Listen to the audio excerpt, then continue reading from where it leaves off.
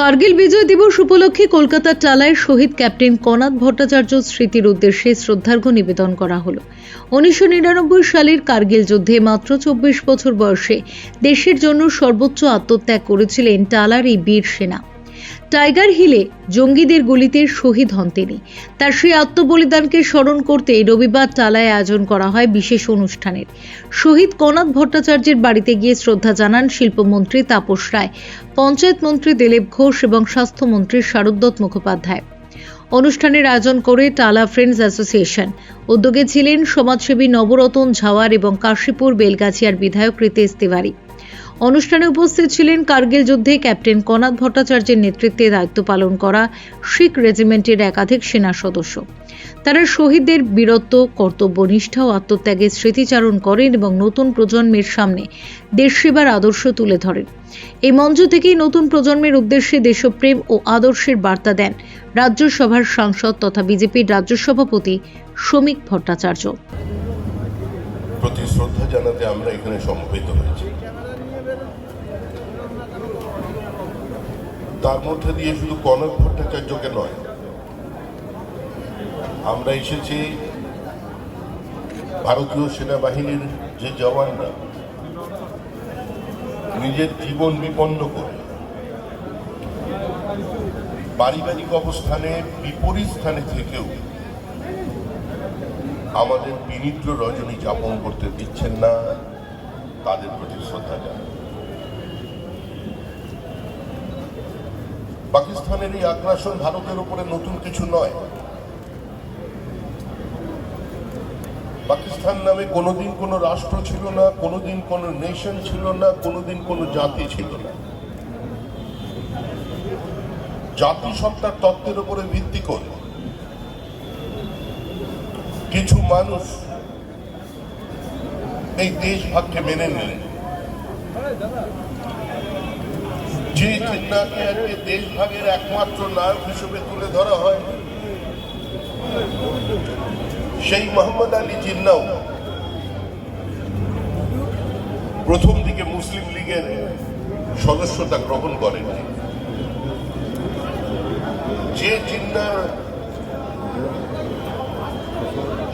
খাদ্যাভ্যাস, তার বেশভূষা কোনদিন মুসলিম লীগের কাছাকাছি ছিল না, যিনি খিলাফত আন্দোলনকে কেন্দ্র করে পণ্ডিত জওহরলাল নেহরুকে চিঠি পর্যন্ত লিখেছিলেন, what Gandhi is doing, mister Nehru tell Mohandas Karamchand why he is mixing religion with politics. আমাদের কলকাতার গৌরব, আমাদের পাড়ার ছেলে কনাদ ভট্টাচার্য, যার জন্য আমরা চোখের জলও ফেলতে পারি, যার জন্য আমরা গর্বের সঙ্গে মাথা উঁচু করে বলতে পারি যে কলকাতা ছেলেও কার্গিলে গিয়ে বলিদান দিয়েছে। আর সেই কার্গিল বিজয়ের পর থেকে পাকিস্তানের যা দুর্দশা হয়েছে আজকে, আটা আনলে তেল নেই, তেল আনলে পেট্রোল নেই, পেট্রোল আনলে কেরোসিন নাই, কেরোসিন আনলে বাতি নাই, বিদ্যুৎ নাই, এই যে ভিখারির দশা আজকে হয়েছে আমাদের পেছনে লাগার জন্য। ভগবানও তাদের সঙ্গে নেই আছে, আর বুঝে গেছে ওরা। তখন মাননীয় প্রধানমন্ত্রী অটল বিহারী বাজপেয়ী আর এরকম লক্ষ লক্ষ যুবক সেনা যারা সীমানায় দাঁড়িয়ে দিন রাত লড়াই করেছে, সেই পাহাড়ের উপরে গিয়ে সেই বীরত্ব দেখেছে সারা দুনিয়া এবং বলিদানও দেখেছে। তার ফলে আজকে আর কোন শত্রু হিম্মত নেই ভারতের দিকে আক্রমণ তো করবে কি, টেরা চোখে তাকাবার হিম্মত নেই। কিন্তু যাদের অভ্যাস খারাপ তারা মাঝে মধ্যে নড়াচড়া করে। বাকি যা ছিল মাননীয় নরেন্দ্র মোদী করে দেখিয়েছেন, ভিতরে ঢুকে সার্জিক্যাল স্ট্রাইক করে এসছেন, এখনো কোমরের ব্যথা যায়নি পাকিস্তান। তাই যেটা আমরা স্লোগান দিই, जो हमसे टकराएगा, সেটা ভারত আর বাংলাদেশ আর পাকিস্তানকে দেখুন কিরম চুর চুর করতে হয়। আর বাকি যেটা আছে সেটাও হয়ে যাবে, সিন্ধের লোকেরা বাকিটা করে দেবে বলেছে। তো সেই জন্য যুগে যুগে ভারতবর্ষে এরকম বীর জওয়ান জন্মগ্রহণ করেছেন, যারা হাসতে হাসতে দেশের সীমানা রক্ষায়, দেশের অস্তিত্ব রক্ষায় বলিদান দিয়েছেন। আর তাদেরকে আমরা যুগ যুগ ধরে সম্মান করে আসি।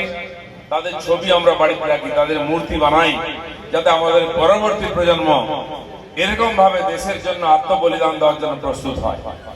Bureau report, channel 10।